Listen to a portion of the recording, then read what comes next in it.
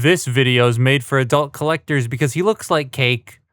I don't know, something about this just makes me think of cake. You know when you get a figure into like a pose and you just don't want to remove it from that pose? You're just like, oh, that's so cool. I don't want to remove it. I have to because I have to film the video, but like, I don't want to get him out of this because I think it actually looks quite cool. Oh well, this paint will probably scratch off anyways.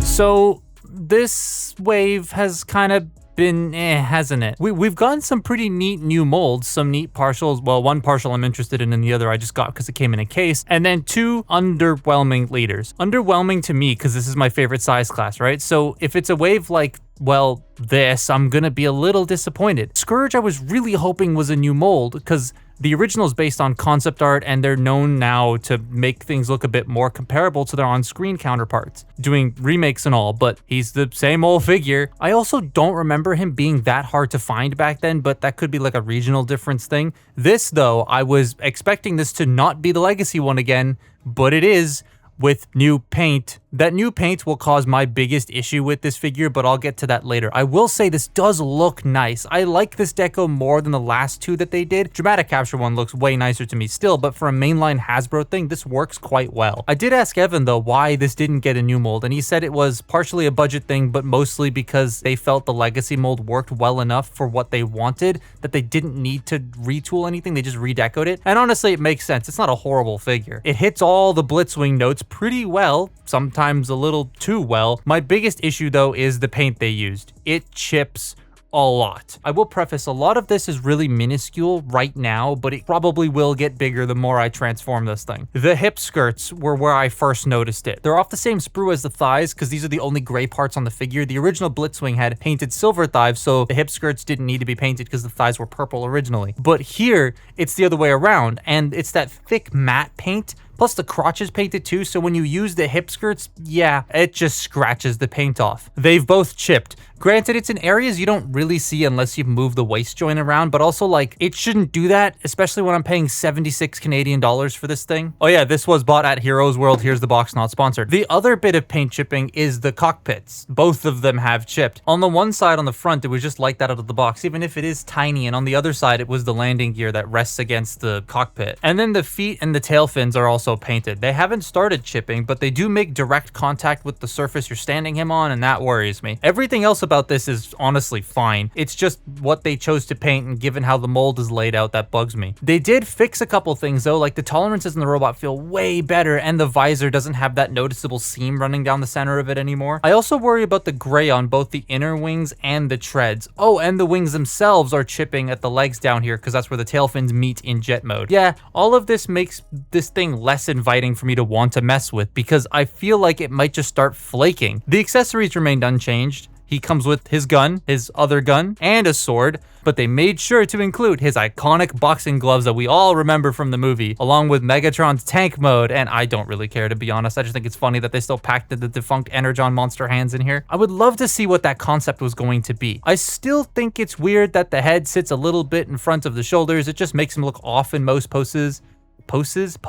Head rotates and has that extra platform of motion underneath it, so you can be pretty expressive. The shoulders are static on the outside due to the transformation, so they really only go forward and in and out. He's got bicep rotation, single jointed elbows that bend a tiny bit over 90 degrees, the panels on the forearms that don't want to stay in place still. Wrists fold in and out and can rotate. He has a waist joint. Those painted hip skirts can scratch themselves forward to allow the hips to go forward, not that much back, and then in and out. Thigh rotation over 90 degrees at the knee, and ankle tilts. So he's still pretty articulated, more so than Astro Train, because he doesn't feel like he's going to collapse under his own weight in some spots. And the joints feel nice and sturdy. Maybe it was a good idea to use this mold again. Transformations are still kind of in some parts, but with the new painted bits, they're a wee bit more stress inducing to like get certain areas into place. So the first thing we're going to do is we're going to open up these panels here and get the feet folded down. Then we're going to open up the legs to accordion them down and in.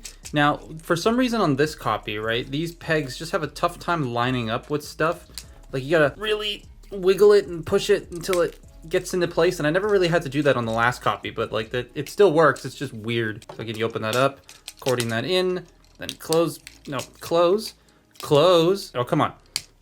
Then peg these together and then fold up the tail fins. Now the arms, you want to open these panels up, get the wrists rotate it inside, fold this section out, and bring it around and up so that it covers up all this like arm panel stuff. I do like how it covers up the bicep. That's pretty neat. Then we're gonna take the backpack here. Well, first you gotta take the chest plate and you gotta open the chest plate up. Then you can take the backpack and bring it to the back like this. Open the chest, fold it around, close the chest back up, and then fold this down over top that to get his little pee-pee hanging out. Then you wanna just peg this into the back of the tank here. Why is it not lining up? Then you want to take the turret and you want to lift the turret up so that you can bring these side panels out. Now, one thing I don't really like is how this entire bit is painted gray, because this tab here I feel like is going to chip trying to get it into there. So you bring this around, that will peg into here, and then this pegs into the tail fin, which also I feel like is going to scrape some of the paint off. I also just noticed, I don't know if you can see that, but it's already chipping there. That's fun. Then you bring these bits around and they will peg into the underside of the tank.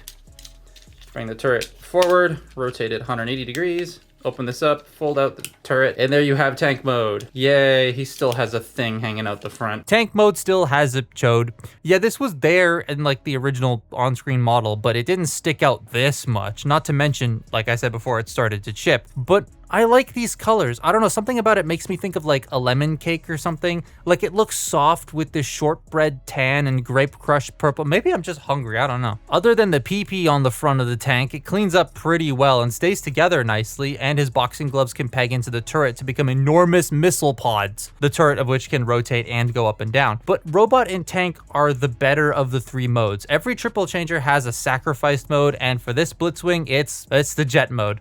Jet time. So fold up turret, bring this section up, rotate it around, leave it here, take these side sections, basically like you're going back into robot mode. You fold these up, then you want to take this section and unsnap it from the side and accordion it in, which is really stiff. Once you have that, you want to take these fake wings and fold them in and then collapse the turret down like that. Open the front section up, that way you can take this out and then somehow pull this out, which is really stiff and very annoying, and also paint it. So I'm worried it's gonna scratch if I try to get anything wedged in there to pull it out. I got it. It is slightly wearing off at the nose cone already, so that's fun. Then you fold that back down. Then you take the arms and you unsnap them. Come under here. We're going to lift this section up, pull these apart so that you can get the actual wings. Fold the tail fins out.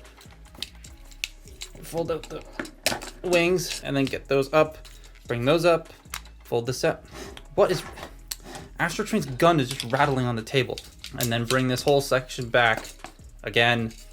Actually, before you do that, you want to accordion the arms in. They're going to soft tab into the side of the jet. Then you bring this up, peg the front section and leave the landing gear out.